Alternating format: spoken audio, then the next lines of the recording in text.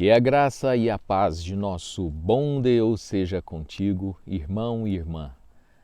Que a paz do Senhor seja contigo, que a graça e a misericórdia permaneçam contigo. E estamos iniciando mais um culto doméstico, a leitura sistemática diária, hoje lendo o livro de Êxodo, nessas ocasiões agora lendo Êxodo, e vamos vagarosamente saborear as escrituras, os textos, aqui nesse livro tão expressivo e importante para a hora em que nós estamos vivendo, que é a hora do Êxodo. Êxodo quer dizer saída.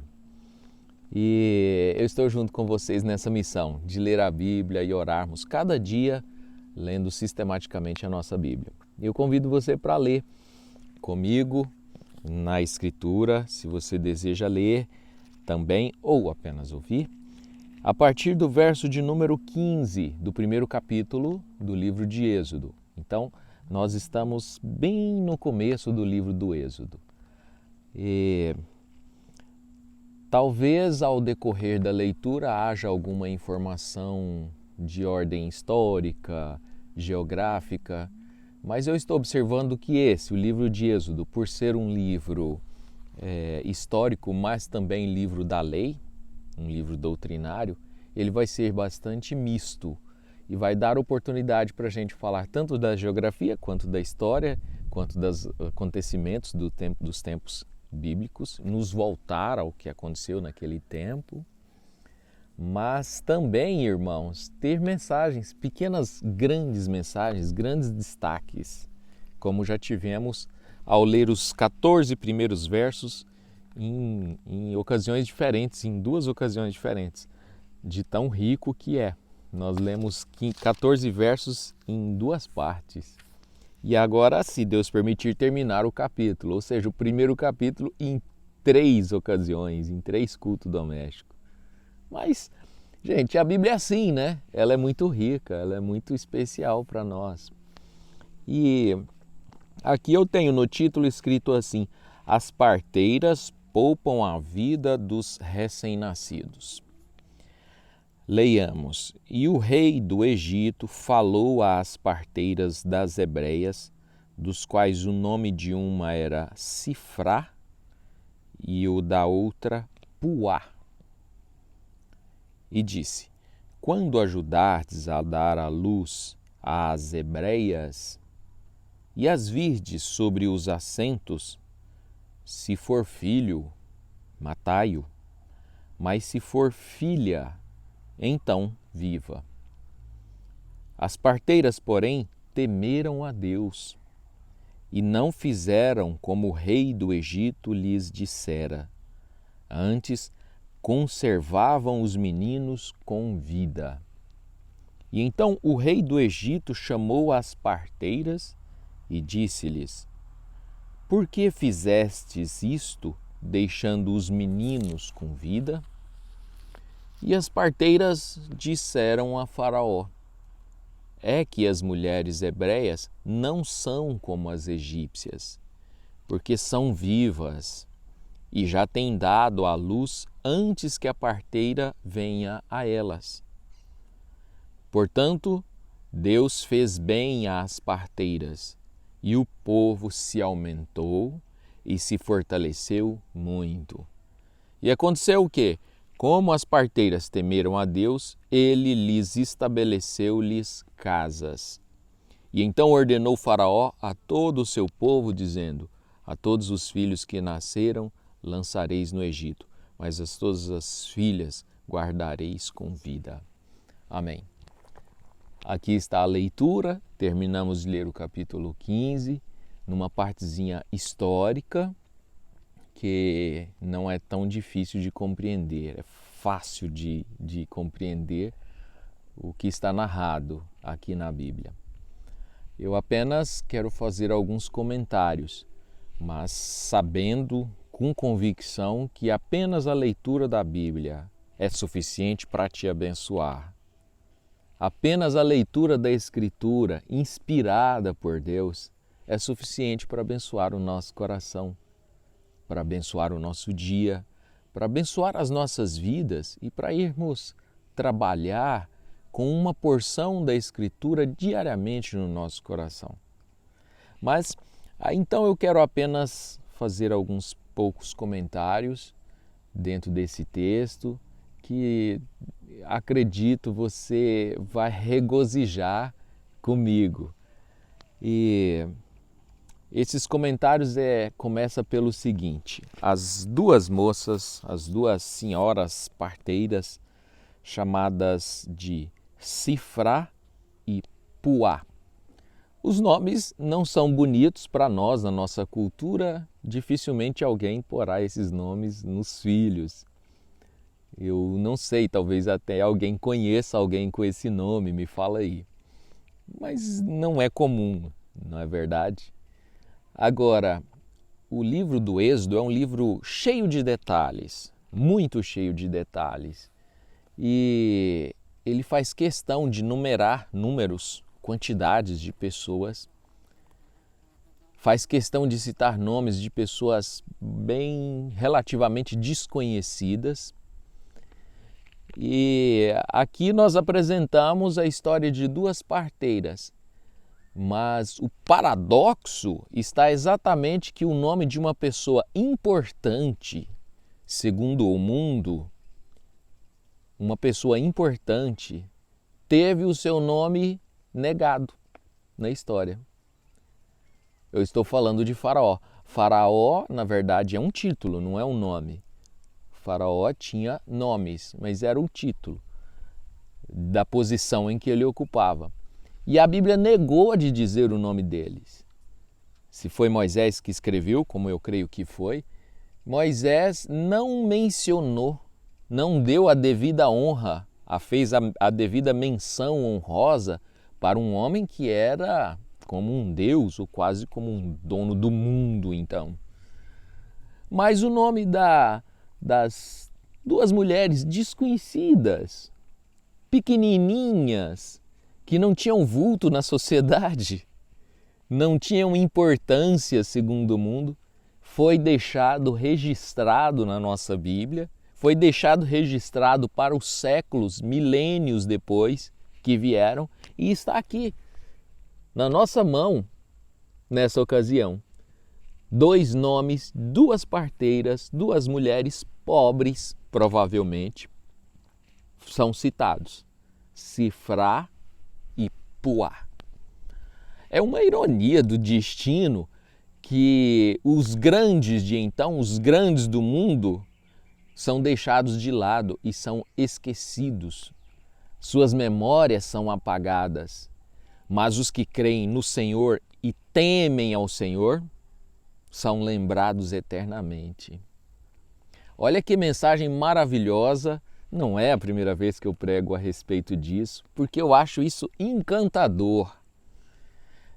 Lá no Velho Testamento, e eu acho que quase em todas as sociedades, principalmente do mundo antigo, ter nome, ter reputação, ter história, ser descendente de, era uma coisa muito valorizada, era uma riqueza. Tanto que nas maldições descritas no Deuteronômio, por não obedecer a Deus, uma delas está perder o nome da família, perder a descendência. E Faraó era um grande homem, expressivo no mundo, tinha poder, tinha riquezas, mas, veja só, foi apagado da história. Sabemos que ele era o rei, sabemos que ele era o Deus aqui na Terra, de um grupo de pessoas, de um país, de um continente quase, mas sua existência foi negada. Não sabemos quem é e nem procure saber uma coisa que Deus não quis informar. Isso aqui não foi esquecimento. Deus não quis informar o nome de Faraó. E o contrário também é verdade. Deus quis informar o nome das duas parteiras, Sifrá e Puá. Então são dois nomes importantes para nós. Ainda que você não vá colocar nos seus filhos, mas são dois nomes importantes. E o porquê dessa importância? Você já sabe, acabei de falar aqui. Porque elas temeram a Deus. O temor do Senhor, gente, é o princípio da sabedoria. Está escrito em Jó. Está escrito em Salomão: temer ao Senhor é o princípio da sabedoria. Então temos um rei tolo, duas parteiras sábias. Veja nisso o tanto que é importante e a oportunidade que nós temos de ter vida eterna. Temer ao Senhor. Temer ao Senhor é o segredo. Temer ao Senhor é tão grande, é tão simples que chega a ser grande, e é tão grande e não deixa de ser simples. O temor do Senhor. Irmão e irmã, na sua vida, quanto às coisas de Deus, quanto à palavra, quanto a esta velha e amada Bíblia, simplesmente tenha temor de Deus. O temor de Deus é uma ferramenta, é uma arma que vai te defender, que vai te guardar, que vai te fazer vencer. Nas situações da vida, sejam elas quais forem você estiver passando, ter que tomar decisões, ter que dar passos, ter que suportar dores, aflições, temor do Senhor é uma ferramenta valiosa. Cabe em qualquer lugar. Então guarde aí no seu coração esta mensagem.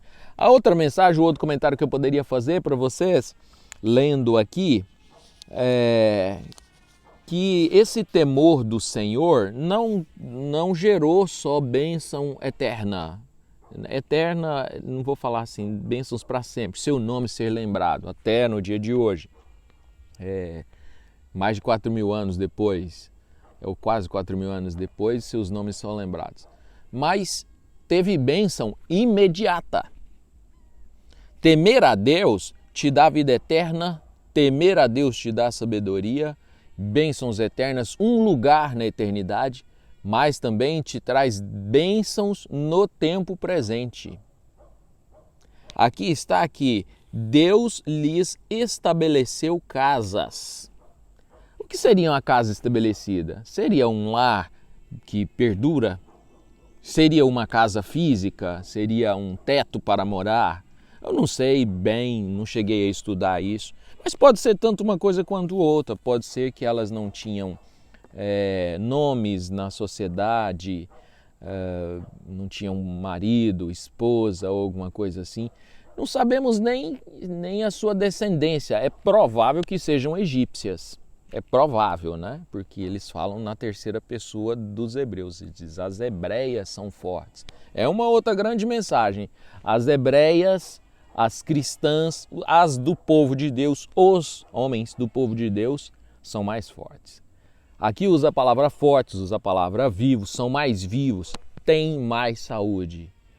O tempo em que se perde com a saúde, a saúde que se perde na bebedeira, nos vícios, nas festas, nas noites, isso diminui a saúde. E elas tinham saúde. Foi reconhecida pelas duas parteiras, elas são vivas. Quando chegamos, foi um argumento para justificar para o rei, mas também era verdade. E a outra coisa que Deus estabeleceu casa. Também podia ser uma casa física? Sim, pode ser uma bênção, mas de todo jeito é uma bênção para o tempo presente. Então quem teme ao Senhor tem tudo isso a seu favor. Tem bênçãos eternas, bênçãos futuras, tem bênçãos presentes.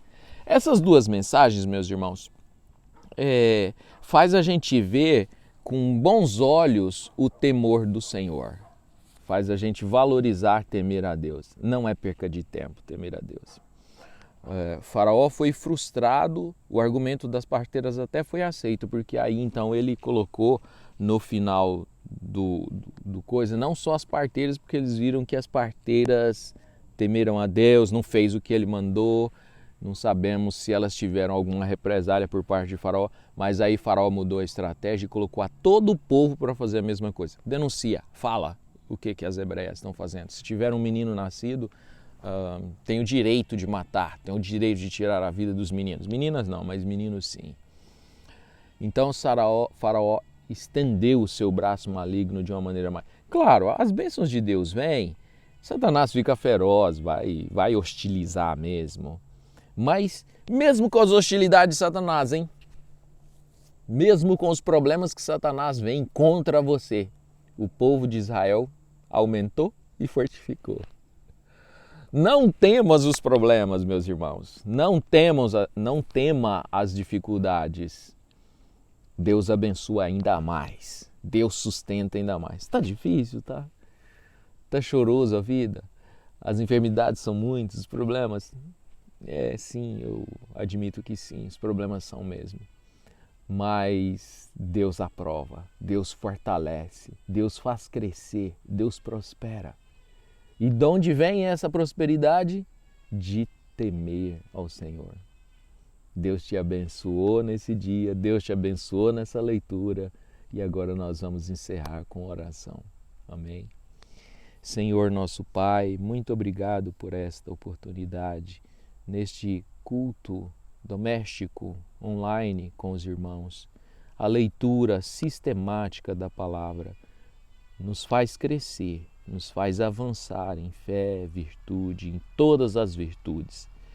Nos ajuda, ó Deus, o povo do Senhor, ajuda cada um a vencer as dificuldades, tomar decisões certas, estar no caminho descrito pelo Senhor para andarmos. Perdoa nossos pecados e nossas faltas, nos guia pela vereda da justiça, por amor do Teu nome.